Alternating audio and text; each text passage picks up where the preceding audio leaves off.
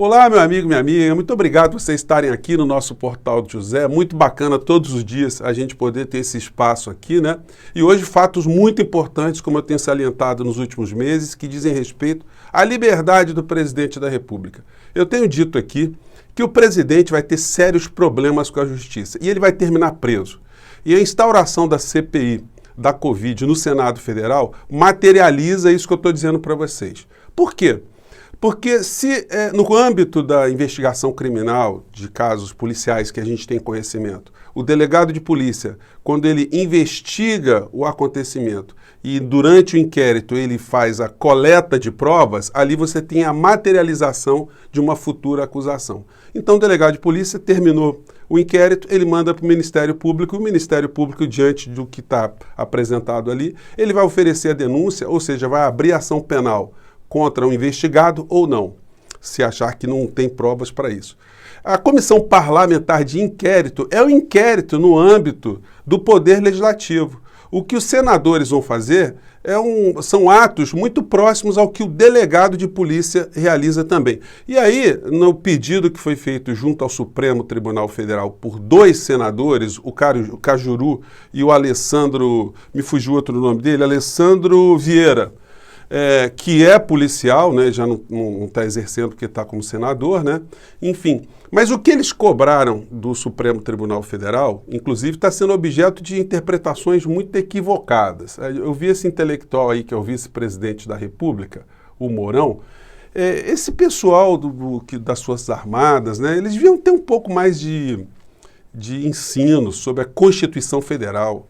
E o indivíduo, quando chega à vice-presidência, ele tinha que fazer um psicotécnico, né? Tem que fazer algum tipo de estudo sobre a Constituição, porque o Mourão falando besteira e interferindo novamente, né? Toda hora o Mourão dá a sua carinha para mostrar que ele está no jogo, ele está esperando aí o que vai acontecer com o Bolsonaro. E agora, internamente, ele deve estar comemorando, né? Porque ele sabe, já deve ter sido informado, que isso aí vai culminar com prisões lá na frente do presidente da República, quando ele não for mais presidente, e das pessoas que estiveram com ele nesse governo, somando vítimas umas atrás das outras por conta dos seus comportamentos. Bem, e o Mourão diz, STF interfere no Legislativo ao mandar instalar CPI da Covid. Bom, essa notícia, inclusive, ela foi dada por vários veículos de comunicação de forma totalmente equivocada, gente, porque não é o Supremo Tribunal Federal que está mandando um outro poder fazer alguma coisa, que isso seria uma interferência indevida de um poder sobre o outro,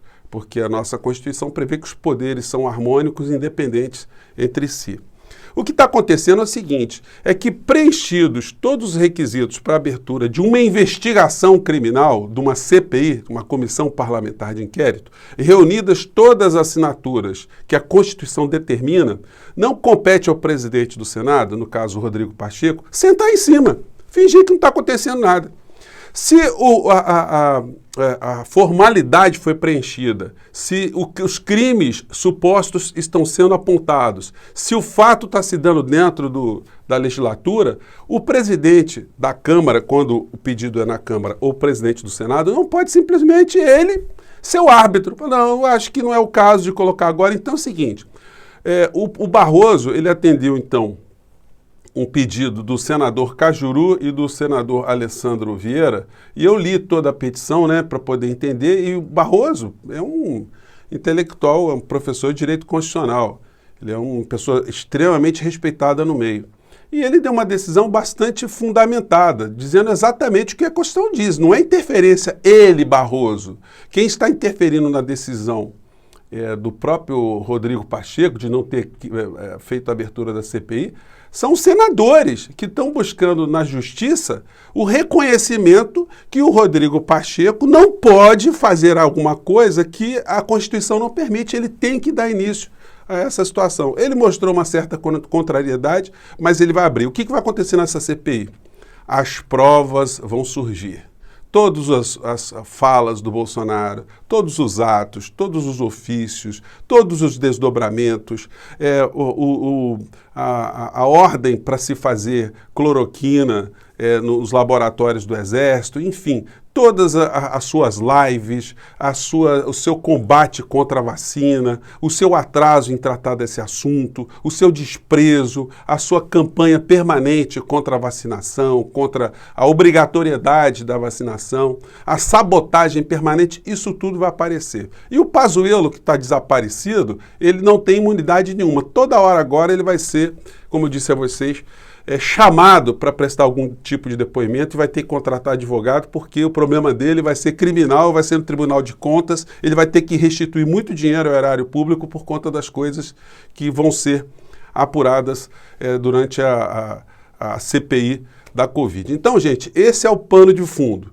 O Bolsonaro vai mudar o tom, ele vai ser informado que a chapa começa a ser bem esquentada e untada com azeite de primeira qualidade, então ele vai começar a ter um discurso mais calmo, as suas hostes vão começar também a prestar mais atenção no que está acontecendo dentro do Senado Federal e mesmo que as acusações sejam muito contundentes nesse momento, mesmo que os fatos sejam muito relevantes, depois que for concluído esse inquérito, ele é mandado para o Procurador-Geral da República, que diante dos fatos apresentados vai poder promover uma ação contra o presidente da República ou não. Vocês acham que Augusto Aras vai fazer isso? Mas o Augusto Aras também está se colocando numa rota de colisão muito complicada, porque eu já apontei a vocês aqui que ele já cometeu vários atos que podem ser considerados atos de prevaricação, e prevaricação é um crime. Ele não pode simplesmente ignorar ações concretas que são demandadas junto à Procuradoria-Geral da República por um mero capricho dele. Mas como ele está querendo um cargo lá no Supremo Tribunal Federal e ele virou um terrivelmente evangélico, então ele está se prestando a todo tipo de cretinices jurídicas, vamos dizer assim. E por falar em cretinice jurídica, eu tinha dito a vocês que o placar seria de 10-1 a favor da Constituição contra esse pensamento obscurantista /religioso, né? E eu errei, porque o ministro Toffoli, eu tinha me esquecido, né, que o Supremo Tribunal Federal tem o Toffoli. O Toffoli deu um voto ontem que durou 15 segundos, um voto envergonhadíssimo entre um ministro e outro, teve uma queda no sistema. O Fux falou, então como vota? Então aproveitar que caiu o sistema da Rosa Weber, como vota o ministro Toffoli? Ele assim, acompanha o Cássio Nunes, pum, e sumiu. Esse tipo de comportamento só pode ser lido por alguns aspectos. Primeiro, ou o Toffoli quis prestar uma solidariedade ao Cássio Nunes para ele não ser ridicularizado pela história do Supremo Tribunal Federal, pela história do direito brasileiro. Então ele se colocou ali, não, vou ficar com o cara, vou dar uma força para ele. Essa é uma hipótese. A outra hipótese é que ele está querendo ficar mais bem posicionado ao lado de Bolsonaro, por algum interesse que nós não sabemos quais são. O que tem a ver ali uma coisa com outra? Se tem algum rabo preso no meio dessa história, porque como é que a gente pode imaginar alguma coisa diferente? Ou simplesmente o Toffoli ontem tomou alguma coisa, tomou algum medicamento, algum tarja preta e não sabe o que fez. Então, as hipóteses são essas, porque no campo da racionalidade, como eu falei para vocês, o Toffoli, se fizesse prova numa faculdade de Direito Constitucional, ele tomava 0, ele não conseguia passar em nada dentro da faculdade com esse tipo de comportamento. E manchou a sua biografia porque é uma coisa absolutamente absurda o que foi feito. Bom, então teremos mais assuntos pela frente aí. Eu trouxe para vocês hoje, porque eu não posso deixar de me lembrar do jantar macabro, né? O jantar lá, que se aproxima muito desse jantar aqui, que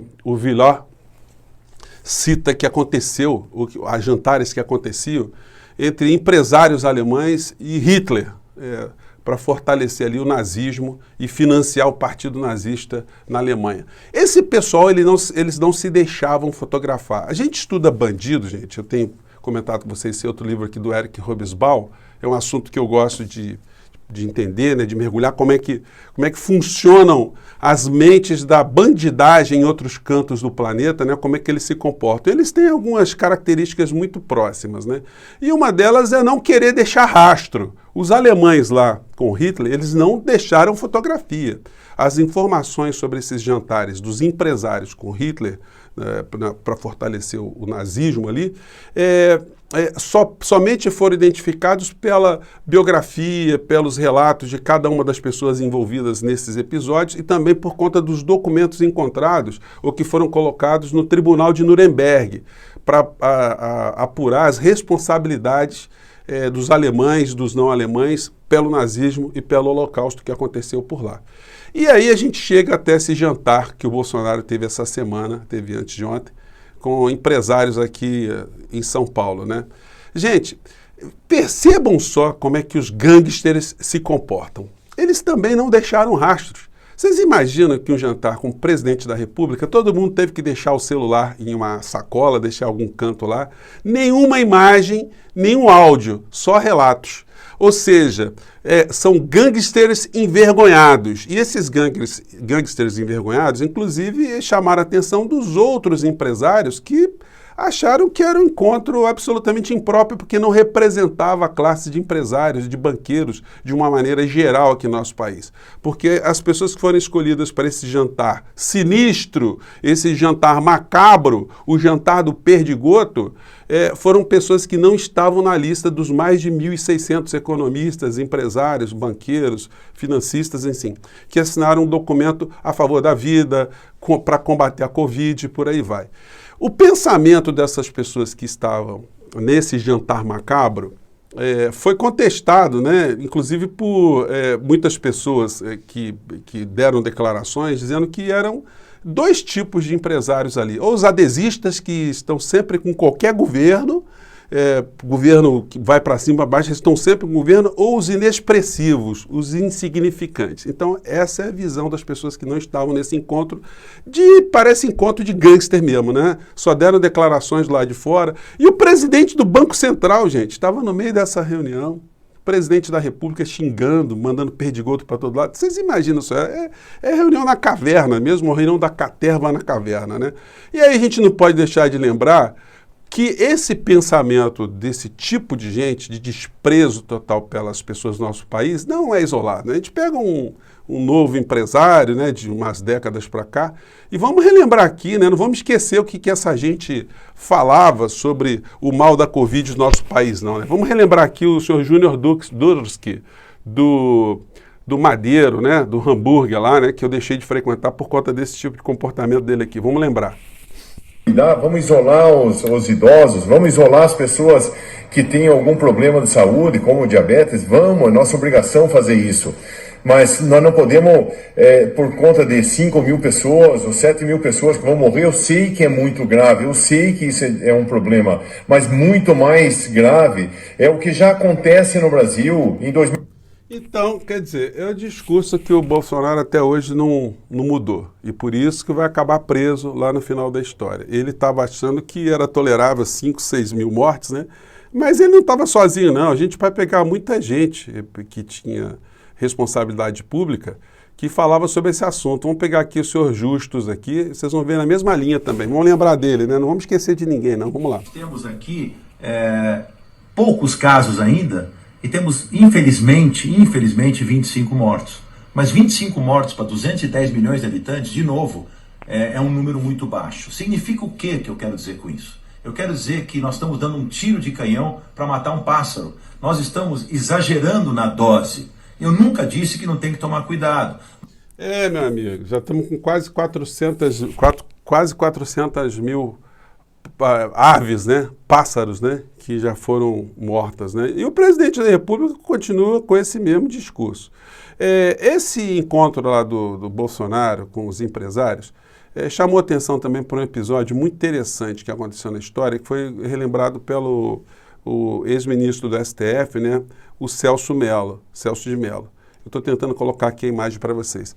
Isso aqui, gente, foi um encontro que aconteceu no dia 12 de outubro de 1936 na Universidade de Salamanca. Esse senhorzinho que está aqui no meio, ele chama Miguel de Unamuno, ele era reitor dessa universidade. A França estava vivendo ali o começo da Guerra Civil e nessa universidade aí estava sendo comemorado o Dia da Raça. Veja só que uma comemoração já estranha, né? Mas num momento que o nazismo eclodiu na Alemanha, né? E também foi eclodindo também em outros países sob pretexto de movimentos nacionalistas, né? A pátria acima de tudo, Deus, enfim. Era esse discurso que a gente vê requentado hoje aqui no nosso país. O reitor, então, Miguel de Unamuno, ele fez um discurso mostrando que o ódio que estava acontecendo ali na Espanha não podia prosperar, que o discurso do ódio, ele estava deixando a Espanha ensandecida. E uma das pessoas que estava nesse encontro, nessa comemoração do Dia da Raça, era um cidadão que era general, era militar lá no governo de Franco, né? Era o Milan Astray. E ele sempre gostava de dizer para suas tropas uma frase aterradora. Ele dizia, viva a morte, viva la muerte, né? E nesse encontro, o Miguel de Unamuno falou assim, olha, aqui é o templo da inteligência, a gente tem que colocar sempre a inteligência para cuidar dos assuntos da Espanha, a gente tem que ter equilíbrio e tal. E aí o cara, o Milan Astray, ele se levanta e grita, abaixo a inteligência, viva a morte! E aí todo mundo aplaude e aí o Miguel de Unamuno sai desse ambiente, né? Então o que nós estamos vendo hoje no Brasil, guardadas as devidas proporções, é uma gente muito estranha, que não está ligando para a vida. E essa gente chegou até a política e muitos deles estão presos, né? Ontem eu estava vendo a lista, gente, se a gente relembrar, né? Vamos lembrar, né? Crivella está preso, a Sara Geromini está presa lá com tornozeleira eletrônica, a Flor de Lis, o Queiroz ligado à família Bolsonaro, o outro morreu lá, o Adriano, o pastor Everaldo que está preso também, agora esse doutor Jairinho, com esse episódio hediondo envolvendo a criança, enfim, a gente tem que ter cuidado para falar dessas coisas, mas as provas contra ele que estão vazadas aí, elas são irrefutáveis, só um milagre para explicar o que aconteceu. Um milagre, se é que é possível, né? A gente colocar esse tipo de discussão ou de tema numa situação tão dramática.